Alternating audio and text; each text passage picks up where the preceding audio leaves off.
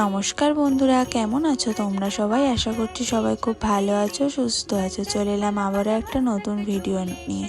সকলকে জানাই আমার এই নতুন ভিডিওতে ওয়েলকাম। শুভ গণেশ চতুর্থীর অনেক অনেক শুভেচ্ছা ও অভিনন্দন। জানি ভিডিওটা পোস্ট করতে অনেকটাই দেরি হয়ে গেল, তাও ভাবলাম তোমাদের সাথে শেয়ার করি। প্রত্যেক বছরই জানো তো আমাদের বাড়ি গণেশ পুজো হয়, কিন্তু এবছর পুজোটা একটু ছোট করেই হয়েছে।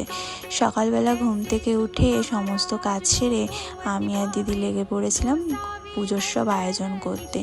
দিদি তো ঠাকুরের জায়গাটা সুন্দর করে সাজাচ্ছিল আর সমস্ত ঠাকুরদের সুন্দর করে স্নান করিয়ে রেডি করে দিয়েছিল, আর আমি করছিলাম রান্নার কাজগুলো।